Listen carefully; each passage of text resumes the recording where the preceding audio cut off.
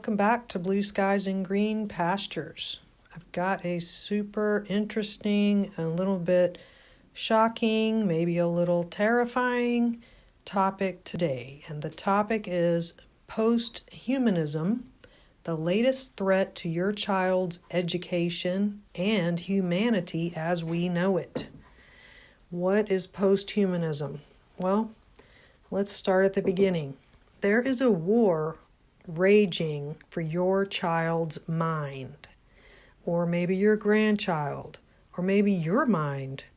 The battle is between those who are trying to preserve truth, humanity, and freedom, and those who believe that humans are little more than parasites on the earth that must be managed by experts wielding swords of science and behavioral manipulation, also known as propaganda and misinformation and education.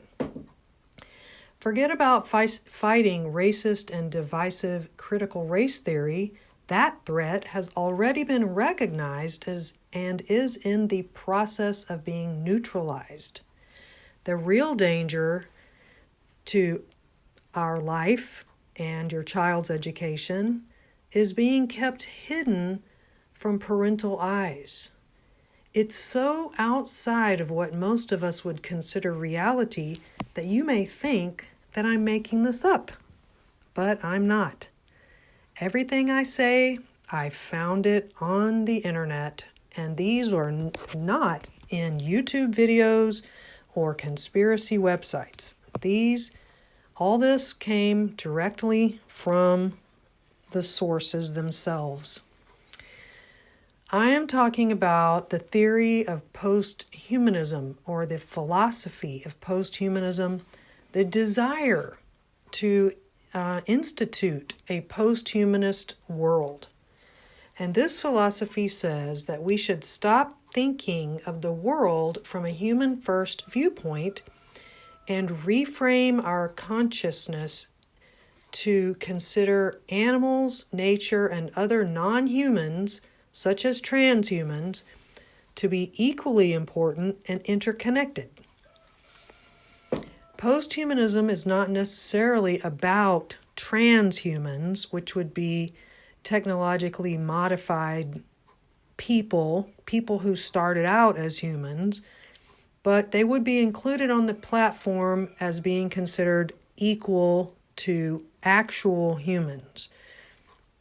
They use a lot of interesting words, and one of the words they use is more than human. But I'm not going to go too deep into all that because there's just too much. Posthumanism is more concerned with removing man from his God-given job of ruling and reigning over creation. A related concept to posthumanism is the idea of agency and giving agency to everything, even inanimate objects, such as things, and saying that these objects have trajectories, propensities, or tendencies of their own, like humans. The agenda of posthumanist is hidden like a poison in public policies and schools, carefully worded to hide or omit the inevitable outcome that will come from equating non-humans with humans. And we will get to that outcome in a little bit. Now, this philosophy is working hard behind the scenes to find ways to remake the education system's methods and message. It has already influenced many people in the field of education.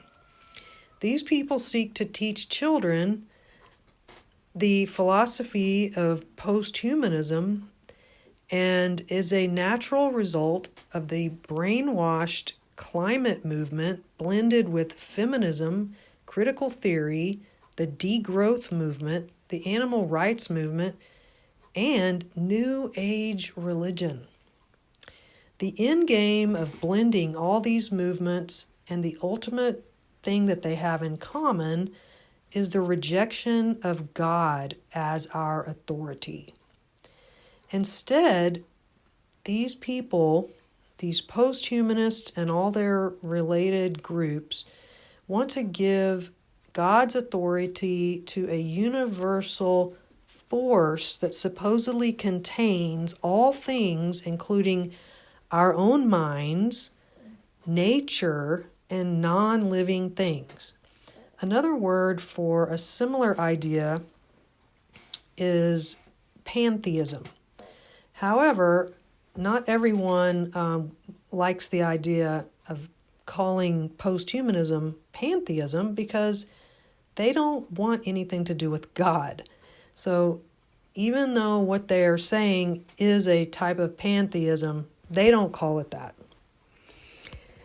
Their definition might be more like naturalism, which puts nature at the center of the universe, and that is the ultimate goal of posthumanism. Even though they talk about putting everyone on an equal playing field, when you read the things they say, you can tell that they actually want to make nature superior to man. They don't like humans. So no matter the details, there is no place in any of these theories for a God that is sovereign over man or that had anything to do with creating humans and nature. Because remember, these people believe in evolution. And I would say that posthumanism is the logical outgrowth of evolutionary theory. So now, since we know that evolution is the dominant force in colleges and public schools from kindergarten up, it is not hard to believe that posthumanism will one day be the dominant perspective. Now, as I said, you will not find this information on mainstream websites or YouTube videos.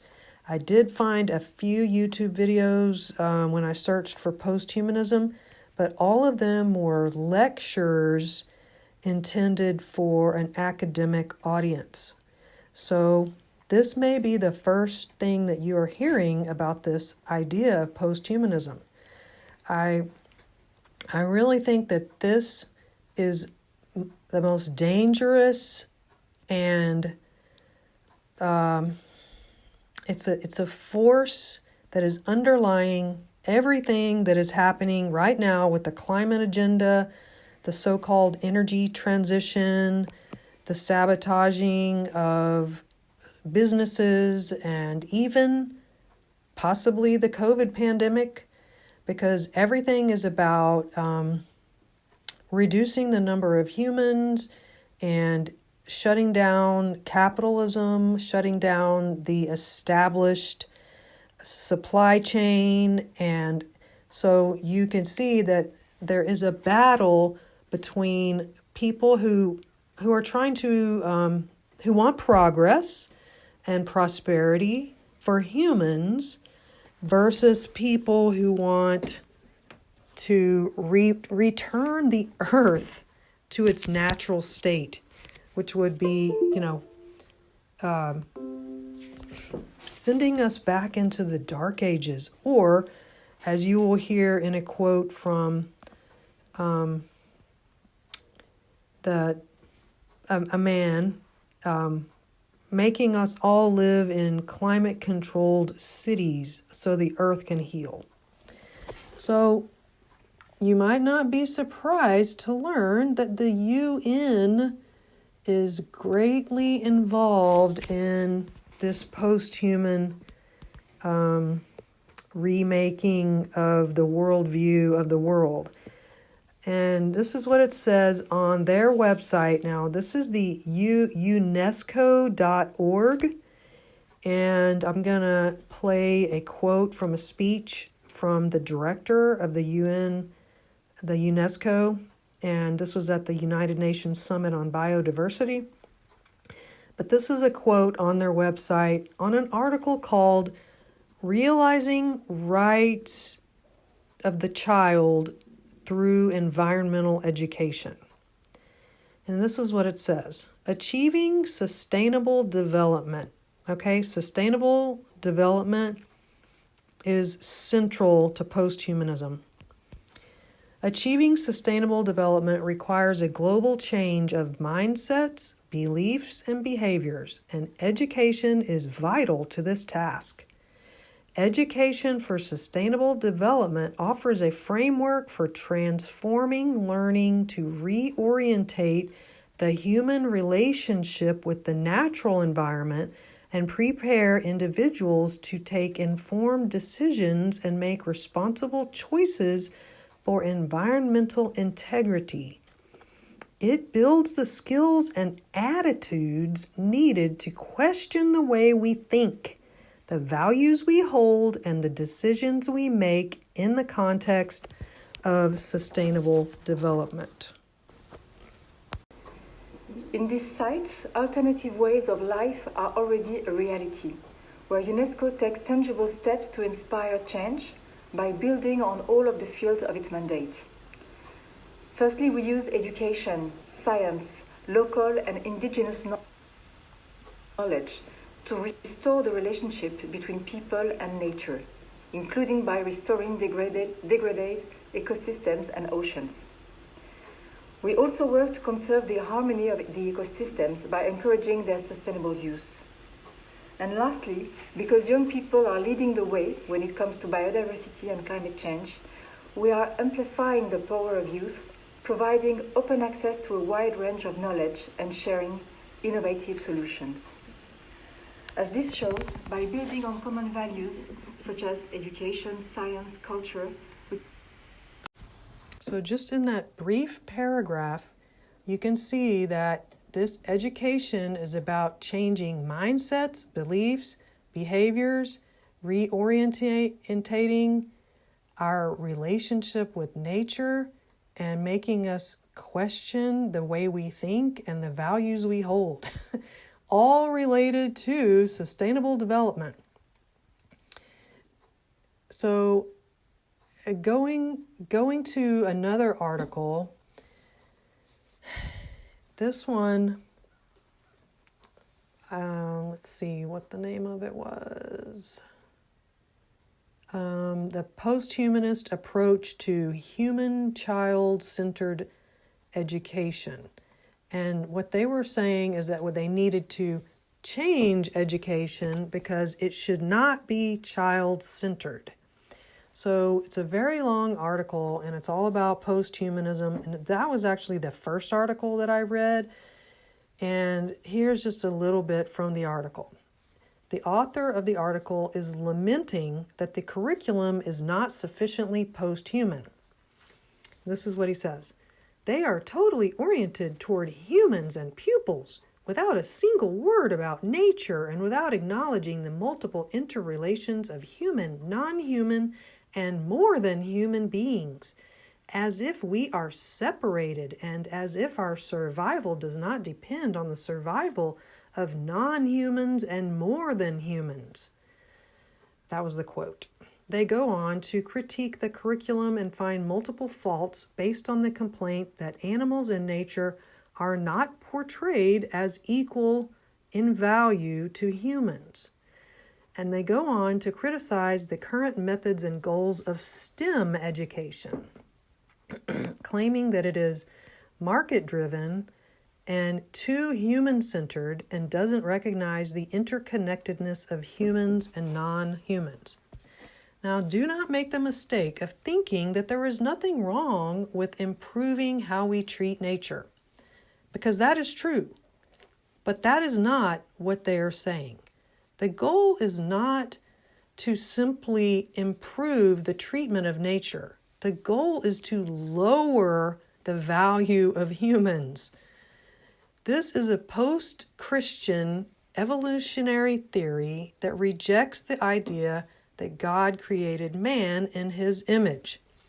These demonically controlled angels of light are part of the Gaia religion, even if they don't know it. I doubt that most of them are even aware of how they are being used to prepare the world for this new religion of earth-centered worship. And although they claim to deplore the idea of humans using animals for their own needs, they are not afraid to use indigenous religion and culture as a foundation of why humans should be, why posthumanism should be embraced by all people. Pre-Christian religions believed that animals and nature had spirits and that humans could communicate with them. While this idea might sound nice because you have already been subtly brainwashed into that idea, this is not a biblical concept. However, it is handy for posthumans to point to indigenous peoples during a political time period when people have heightened sensitivity to the oppressive treatment and murder of various groups in colonial times. Yet, we must not be deceived by these attempts to draw us into paganism. Posthumanists do not care about indigenous people or any people. Their goal is to reduce the status of humans, not raise the status of indigenous people. It is simply a means to an end for them. This is how they describe themselves and their work to change education and culture. Posthumanists broaden the Anthropocene discussion by enriching the climate change crisis debate with socioeconomic and labor relations intertwined in it, and by urging to abandon the ideologues of capitalistic consumerist ideology, individualism, universalism, and self-determinism, which breed dogmatic tendencies of domination, exploitation, and the abuses of science and technology, grounded in rationality and the illusion of separateness. Okay, that was a quote by Rosie Braidotti. She is a feminist, philosopher, theoretician, and her latest book is called Posthuman Feminism. And she says that feminists must become post-humanist. You might think that someone like her was a harmless academic, but her ideas are definitely being taught in colleges. In the next article from UNESCO Canada, the author describes how she views the current educational system. She says that it is grounded in a patriarchal humanist worldview of the developed Western world and its colonial outreaches. The humanist subject emerging from this worldview is a white, able-bodied, cisgendered, heterosexual male, which places all other humans in positions of inferiority and thereby justifies regimes of oppression that continue to plague our societies. Via industrialization and globalization, this view has become dominant. And how can post-humanists fix that? She says that we need new modes of teaching that disrupt old ways of thinking and create new knowledges. She says that teachers have to change how they teach and stop seeing themselves as authoritative, detached, knowledgeable others. Okay, in another article from UNESCO, this article is from August of 2022. So that tells you that posthumanism is growing. It's not a fringe idea. So this was in an article called Transformation to a Posthuman World. Can Systems Thinking Support Transformative Change? Well, systems thinking was started in the 70s by Donella Meadows, who wrote the majority of the famous article, maybe you've heard of it, Limits to Growth. This was the famous study that the Club of Rome used to predict that the world was going to find itself in a climate disaster if we didn't stop, producing so many goods and having so many babies. So this is what the author of that says. Widespread pollution, climate change, and biodiversity loss are undesirable consequences of global capitalism and industrialization. These crises arose from the belief that humans are both separate from and can control nature. Posthumanism is a new Western philosophy that does not separate humans from the natural world. This is also consistent with evidence from the field of molecular biology, which recognizes that humans are an inseparable part of and have co-evolved with nature. This radical change in Western worldview provides a foundation for thinking about how societies might change to meet current sustainable challenges. That is because worldviews often give rise to the laws and policies that govern the relationship between people and nature. Okay, and then I have another article from the IAFOR Journal of Education from back in 2016, where they discuss some bizarre, they're kind of like metaphysical techniques, okay? And these are ways that posthumanism can learn to control reality and also communicate with inanimate objects. So if you want to read all that, you can go to my blog, because I don't want to make this too long, because I want to move on to my idea that posthumanism is actually a metaphysical theory that stems from Gaia theory. Okay, and the Gaia hypothesis, this is a quote from an article, is named after the ancient Greek goddess of Earth. It posits that Earth and its biological systems behave as a huge single entity. So back to pantheism, right? This entity has closely controlled self-regulatory negative feedback loops that keep the conditions on the planet within boundaries that are favorable to life. Almost like someone designed the Earth, right? Of course, we know that God created the Earth with self-regulatory feedback loops. Seasons and, the sun and the moon and the stars. God made those. But of course, according to these people, it all just happened by chance. The idea of Gaia was conceived by chemist and inventor James Lovelock and biologist Lynn Margulis.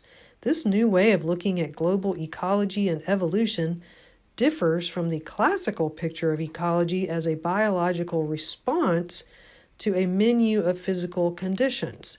The idea of co-evolution of biology in the physical environment, where each influences the other, was suggested as early as the mid-1700s, but never as strongly as Gaia, which claims the power of biology to control the non-living environment. More recently, the terms Gaian science or Gaian theory have become more common than the original Gaia hypothesis because of modifications in response to criticisms and expansion of our scientific understanding. James Lovelock's work has changed the way scientists look at everything from the common cold to life on Mars. He invented a device that detected ozone-damaging CFCs in the atmosphere all around the world, a precursor to the detection of holes in the ozone layer. James Lovelock's revolutionary insights about the Earth behaving like a living being, a single, complex, self-regulating system, reframed the way environmentalists understand the Earth. He named the idea after the ancient Greek goddess of Earth, Gaia. Gaia is the name given to the system of organisms that live on the Earth and that maintain its climate suitable for life. But James Lovelock's Gaia is no kindly goddess protecting humankind from itself. He argues that humans have pushed Gaia to its limit. and whilst the Earth will eventually rebalance itself, it may be too late for the human race, unless humans start making drastic changes. Humans have many options if they want to save themselves and the planet. This is his 4-point plan to save humankind.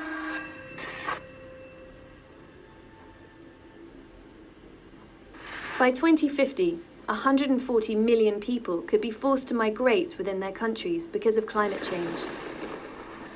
But why wait? James Lovelock believes land that will be made uninhabitable should be abandoned now. Humans should retreat to efficient, safe, climate-controlled cities. Humans should go to megacities if they want to avoid the worst dangers of climate change, mainly because a city is a smaller unit to control and regulate the composition of the atmosphere, the soil.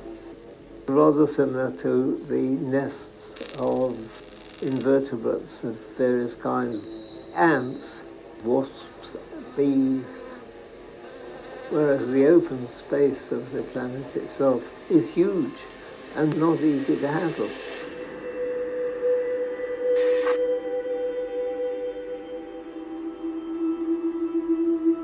According to James Lovelock, humans need to rethink the way they power the world, ditching fossil fuels and switching not just to renewable, but to nuclear power. If we want to avoid damaging the planet by our way of life, do not burn fuel unnecessarily. We should be using nuclear power now as our main source of energy.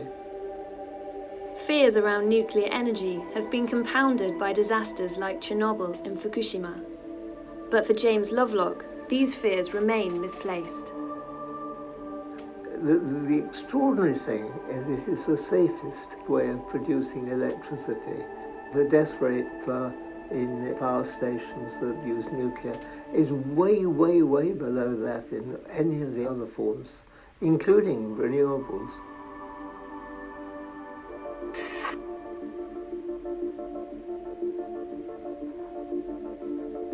Global warming may be the biggest threat facing humanity. Attempts to cut carbon emissions are too small to reduce carbon dioxide levels. James Lovelock thinks climate-controlling technology, called geoengineering, could be the answer. I rather like Teller's idea, the inventor of the hydrogen bomb, which is a sunshade. It's a kind of mesh screen that goes out into a heliocentric orbit around the sun and shields the Earth to the sun at % of the sun's radiation. But there's another way to build a sunshade, inside the Earth's atmosphere. In 1991, a volcanic eruption in the Philippines had a profound effect on the world. The gas cloud it produced reached the stratosphere, cooling the world by as much as 0.5 degrees Celsius for 4 years. The simplest thing was really to mimic volcanoes and put sulfur gases into the stratosphere to form a haze that blocks off sunshine. And that would prevent overheating from the sun.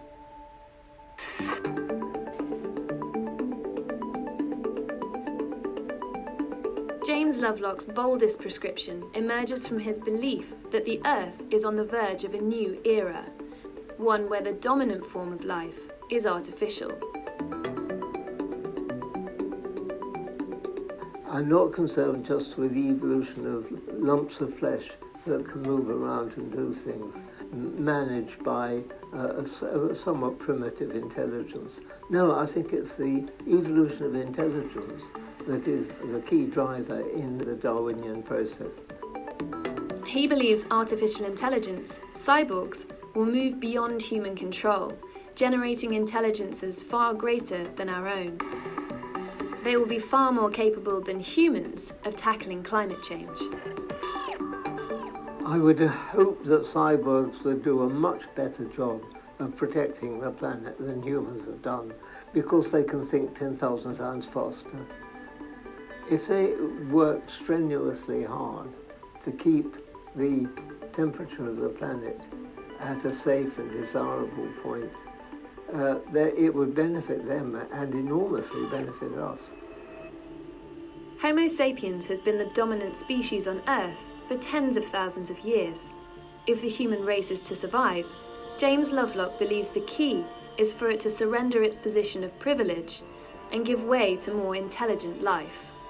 We might think that cyborgs would be very bored with humans and wouldn't want to watch them at all because they're so boring. But then I would say, but you go to Kew Gardens, don't you, to watch the plants grow? But of course, there are things that even AI would struggle to control. Do I think humans can be saved from the numerous threats that exist in the cosmos? I don't know.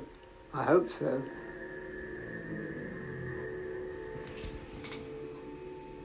About 3 years ago, when he died at age 103. I believe that is the foundation for the current posthumanism, even if they wouldn't all agree with me. The central thesis of posthumanism is that man is simply one part of a total system and definitely not the most important part. They believe that the earth and the world will continue to function just fine without humans. And they welcome the demotion of humans to a lower part. They claim that they don't want any kind of hierarchies, but I believe that they want nature to be elevated above man. And they especially want to knock the male race, the male sex, off of the pedestal, because these people hate men. And that's a satanic thing. It's not hard to see how this kind of thinking can lead to the following: turning government over to artificial intelligence, growing food in a bioreactor, not food, but bacteria and mushrooms and, in other words, these people want to create like God did. Herding people into cities. That's what they did in Bible times. Sterilization of women. Promotion of transgender surgery. Glorification of non-reproductive sex, which is homosexual sex and hookup sex and, all kinds of things. Elevating the preservation of nature above the preservation of humans. The breaking down of families as the most important unit of society, and the end of individual rights. All of those are things that those are the results of posthumanist thinking. Now, it can be hard for some people to see the danger of the idea of making humans and nature equal. But the problem is that when we do this, we remove God's biblical truth. And the Bible says that God created the universe. He created animals, nature, and then people separately. People have a soul and a spirit and a personality, and people can live eternal lives with God. The Bible doesn't say anything about animals having souls, and I know some people rebel against that idea. However, these posthumanists they don't even recognize that they are self-hating, self-destructive, and self-deceived. They don't see that they are tools of the devil who has desired to eliminate man from the earth since God first created him. They are worshiping their own wisdom and attempting to be God. just like Satan. However, they will regret it because we cannot disregard God and expect things to go well. So what does Romans chapter 1, verse 21 through 25 say? It says, because that when they knew God, they glorified him not as God, neither were thankful, but became vain in their imaginations, and their foolish heart was darkened. Professing themselves to be wise, they became fools, and they changed the glory of the uncorruptible God into an image made like to corruptible man, and to birds and four-footed beasts and creeping things. He's talking about worshiping idols. Wherefore God also gave them up to uncleanness through the lusts of their own hearts, to dishonor their bodies between themselves. He's talking about sexual sin. And they changed the truth of God into a lie and worshipped and served the creature more than the Creator, who is blessed forever. Amen. So who is the creature? Well, not only is it all that nature that people are worshiping, but it's also the devil. The devil is a creature. He is not a creator. And humans are not creators either.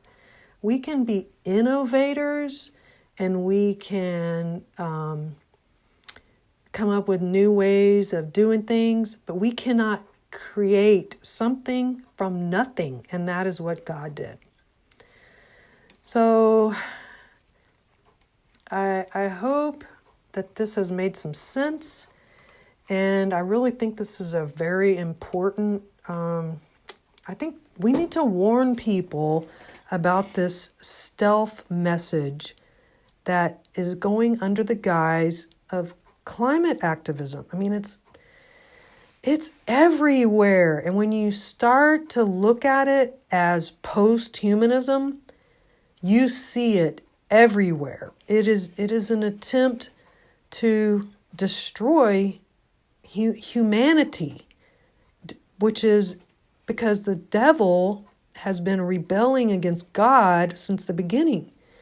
And he is a liar, and he is a murderer, and he will do whatever it takes to trick people into rejecting truth. And that's what these post-humanists are doing. They are trying to create a new truth. Now, I think they know that it's not going to be easy, but because of the power of technology, and they have so many more options now to convince people, and social media is one of them, but they're going to use every means at their disposal, but they're going to start with your child in school, and they're going to teach them that nature is just all these things I just told you about nature being equal to humans. I mean, it's gonna sound good. That's the thing about the devil's lies, is they're always like, they're sugar-coated.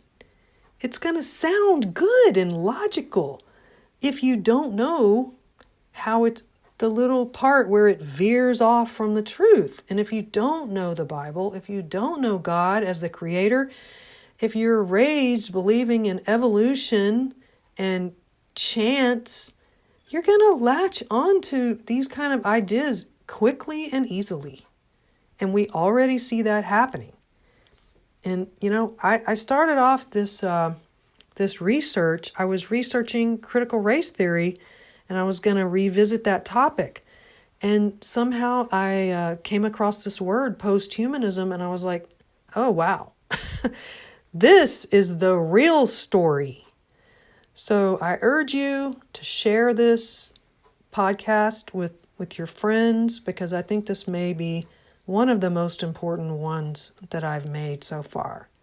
So thank you again for listening to Blue Skies and Green Pastures.